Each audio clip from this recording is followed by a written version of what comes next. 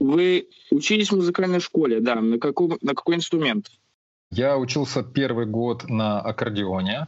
При этом у меня уже был аккордеон, но в музыкальной школе так никакой игры на аккордеоне не было. Было просто там изучение нотной грамоты. Потом мы переехали на новую квартиру, там уже не было аккордеона. И я ну, в смысле, у меня он был, и его не было в музыкальной школе в местной. И я учился на фортепиано на специальности. Нет, перед этим еще год у частного преподавателя, очень клевый преподаватель Леонид Давыдович.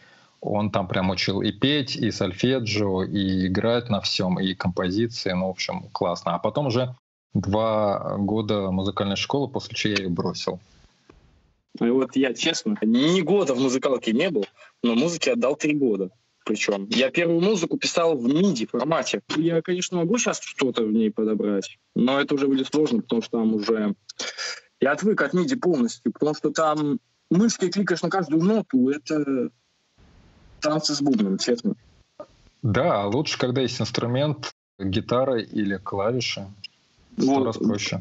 Как по мне, на клавишах так лучше. Второй вопрос, и 3 миллиона рублей. Только со смирением. Были ли у вас еще компьютеры, кроме БК, первый, который у вас был? Ну, у меня началось вообще с детской логической машины. Это такая полумеханическая, полуэлектрическая коробка с лампочками, с джамперами, проводками, которые вот типа соединять как на... Да, похоже на буклу с аналоговыми вот этими патчкордами. Потом был программируемый калькулятор, потом была БК 010. Да, электроника 61, кажется. Я видел на вашем канале видео, где, наверное, этот калькулятор играет музыку Жан-Мишель Жара, попкорн вроде бы, да? Нет. Это, кстати, не мой калькулятор, у меня был попроще. Это уже более поздний калькулятор моего товарища Арвиза Хакера. И он играет музыку попкорн.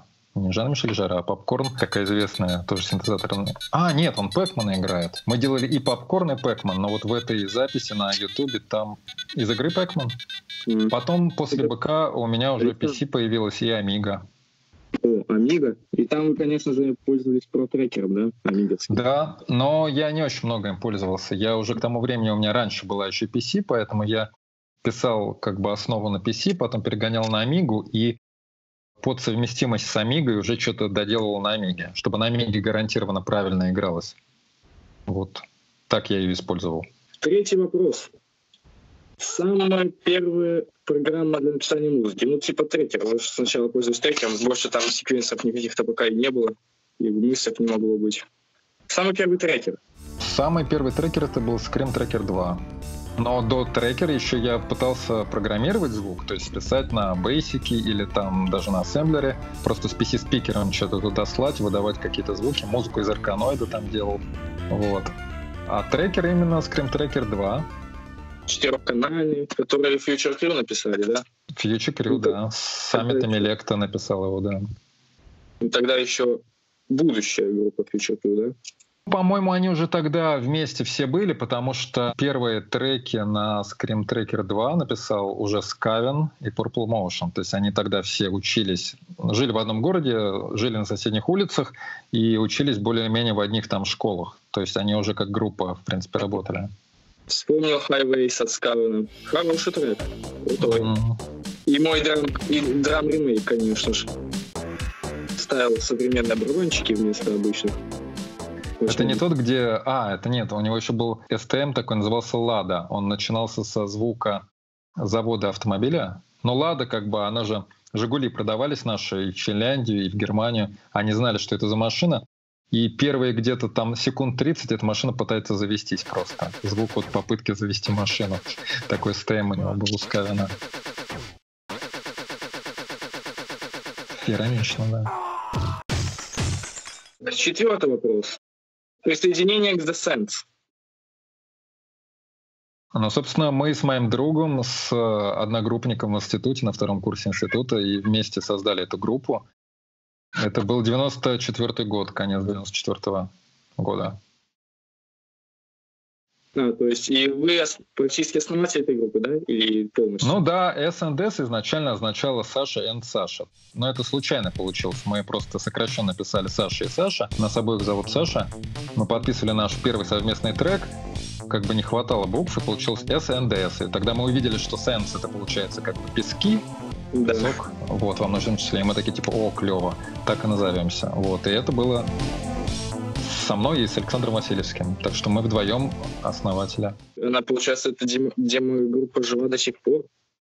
Ну да, потому что вот у нас релиз последний был в октябре, в конце октября, от Sense была демка.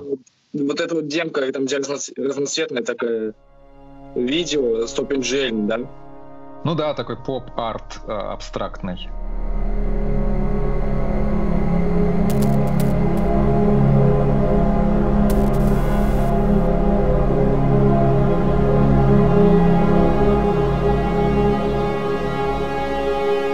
Как все-таки ударение на ваш никнейм? Манве или Манве? Ну, каждый говорит, как хочет. Некоторые говорят Манви вообще. Я говорю Манве. А что означает? Можно как угодно. Но это много чего означает. Это, во-первых, мои первые буквы фамилии, имени, отчество, потом отчество отца, отчество деда и прадеда. Во-первых. Во-вторых, это совпадает с именем персонажа из произведения Толкина «Сильмариллион».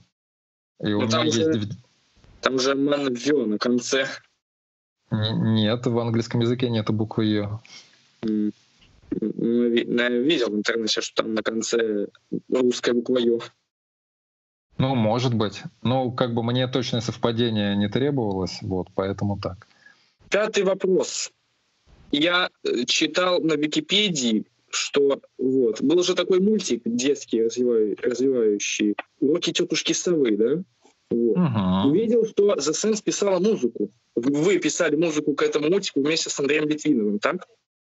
Ну, Андрей Литвинов писал без меня. У нас коллектив Sense устроен таким образом, что когда кому-то из нас нужна помощь, мы зовем ребят из Sense помогать. Да? И поэтому некоторые треки каждый пишет самостоятельно, другие треки участвуют 2, 3, бывает даже 4 человека.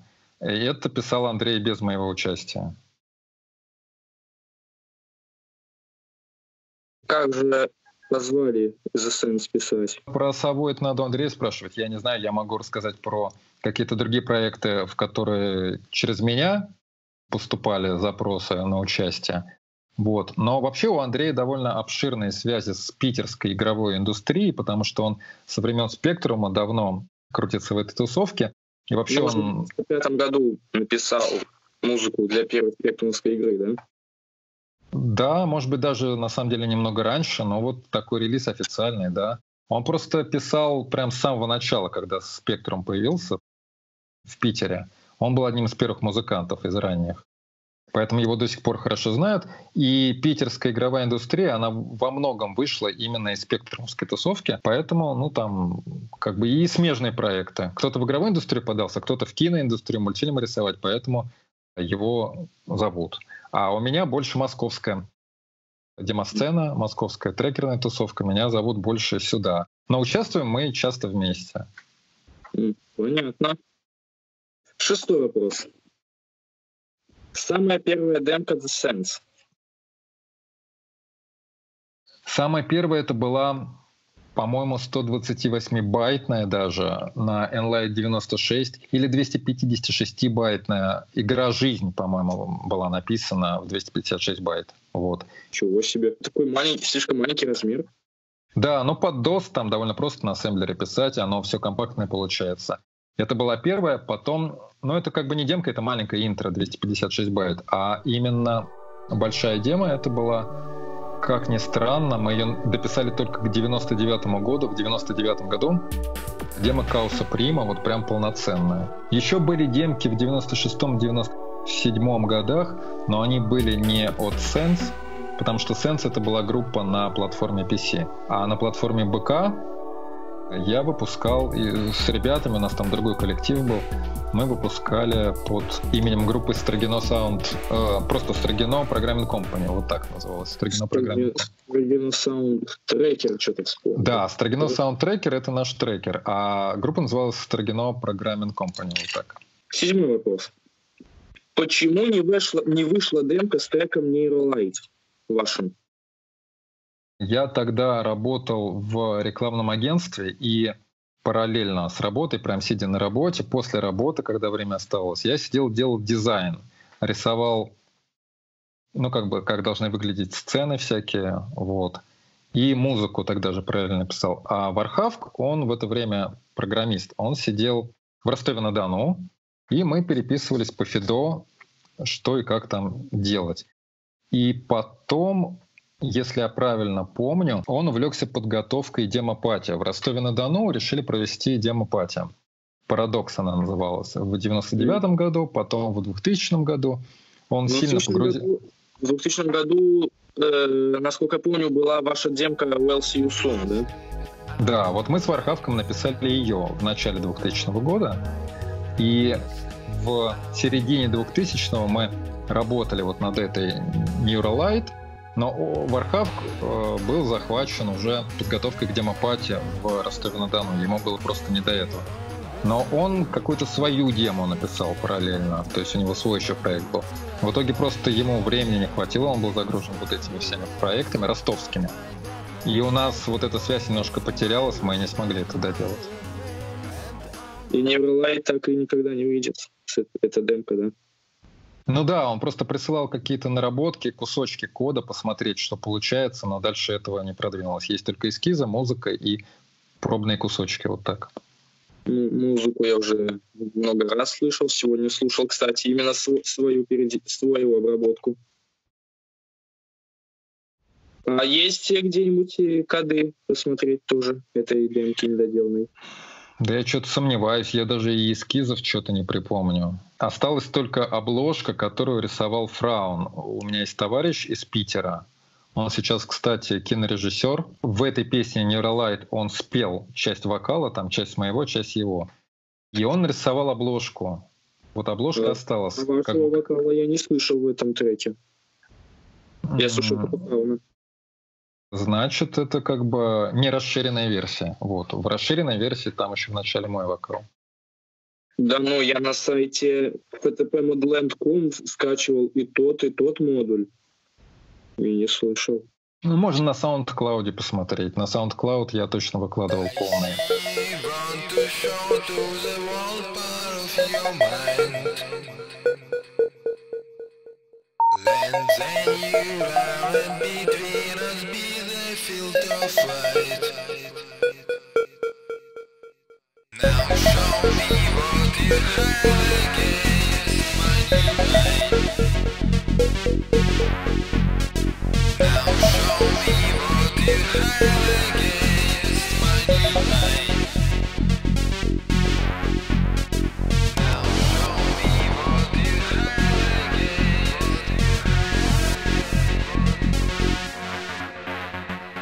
Началось с того, что был и мой вокал, и его, потом я свой убрал, чтобы сэкономить место.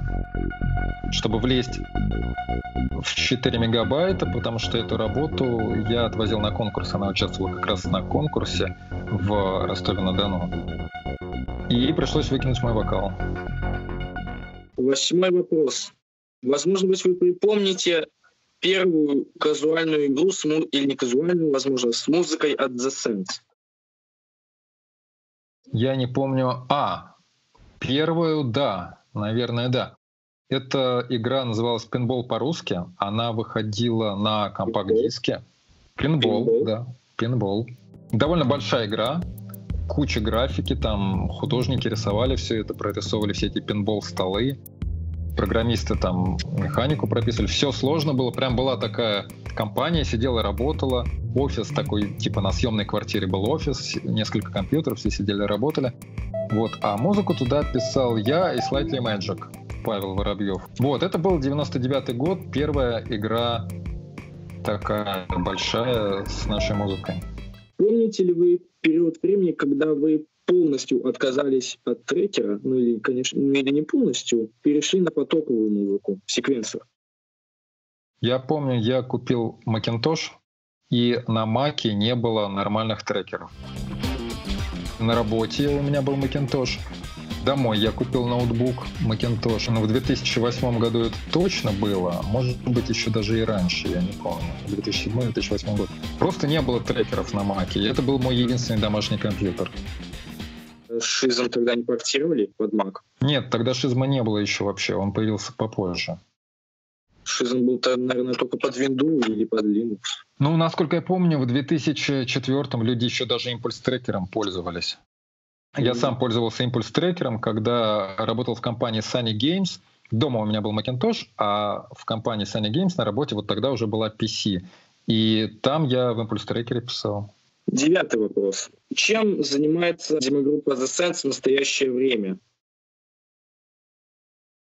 Мы вот написали интро для Демопати Кафе, которое проходило в октябре, в конце октября 2019 года. Соответственно, сейчас мы занимаемся ее финальной версией. Доделаем финальную версию вот прямо сейчас. Хотелось даже в эти выходные закончить. Потому что на пати ее показали неправильно, она неправильно определила разрешение проектора и показала только треть экрана. Вот. И мы это все собираемся пофиксить. Сейчас вот этим занимаемся. И второе, что я сейчас чем занимаюсь, для БК0010 написал конвертер из формата S3M, чтобы можно было... Это БК у вас до сих пор есть? Да. Вот. Очуметь, мама дорогая. Соответственно, я его написал конвертер, прямо на БК запускается, который переводит S3M из Scream Tracker 3 в свой внутренний формат и играет на Covox.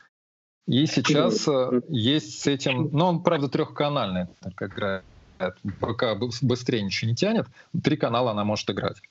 Вот. И сейчас есть идея написать несколько трехканальных треков. 1,5 я уже написал. Позвать еще других музыкантов и сделать мьюзик-диск такой трекерный на БКшке. Вот это проект на ближайшие полгода, наверное. Насчет мьюзик-дисков, Александр. Помните, вы меня скидывали самый первый мьюзик-диск 82-го года вроде бы? Чей-то там, типа на Macintosh, да? Да. Не на Macintosh, на Apple 2. Mac появился в 84 году, а это просто Apple 2. И последний, 10-й вопрос. Действительно, нужно ли музыкальное образование, чтобы написать красивую музыку, будь то в трекере, будь то в секвенсоре? Ну вот, это вопрос скорее про систему образования. Потому что когда мы говорим, нужно ли музыкальное образование, мы подразумеваем имеющуюся вот у нас в России или в Беларуси или там в Советском Союзе систему образования. Мне она не нравится, потому что она заточена под воспитание исполнителей. Типа вы все дети учитесь играть по нотам, потом вы все дети строем идете в оркестр, садитесь в оркестровую яму и по нотам играете, что вам скажут. В общем, на это было все советское образование в основном и заточено. Потом, если ты прошел этот ад, как бы эту казарму, все, ты мог поступить на композиторский факультет, уже высшее образование музыкальное получить. Это все очень такой тугой, долгий путь. И вот в этом смысле я считаю, что это не нужно для того, чтобы писать красивую музыку вообще. Битлз не имели никакого образования и писали просто лучшие песни. Их сравнивали даже в их время, когда был довольно большой скепсис и считали, что это как бы на волне моды и рекламы, что это все скоро пройдет там, через год. Даже тогда музыкальные критики писали, что по мелодизму они сравнимы с Шубертом. Именно как композиторы-песенники. А никакого образования у них не было. Поэтому как бы мой, наверное, ответ, что нужна практика. Ну, это уже самостоятельное, да? Да, самообразование. Самообразование — это очень хорошая вещь, когда ты ищешь то, что тебе нравится, то, что тебя вдохновляет, перенимаешь там, а не строго по методичке, по программе действуешь. Это тоже образование, но как бы более практичное. Ну да, и это, мне кажется, самый правильный способ. Кстати говоря, вот Тарх, с которым мы вместе группу Sense основали, он, например, сейчас, условно говоря, ходит в виртуальную музыкальную школу. То есть он берет уроки игры на гитаре у крутого преподавателя по скайпу. Вот. Когда он захотел свою технику гитарную поднять, он сам этим занялся, сам платит за это деньги, а не его родители водят его маленького за ручку там и заставляют заниматься. Совсем другой ответственный подход, и вот тоже ведь как бы самообразование получается. Понятно. Спасибо за объяснение. Угу. Всего доброго. Ладно, спасибо тебе за беседу, за интерес. Вот, давай, удачи, тоже занимайся там музыкальным образованием само и практикой. Удачи. Спасибо. До свидания. Пока. Счастливо.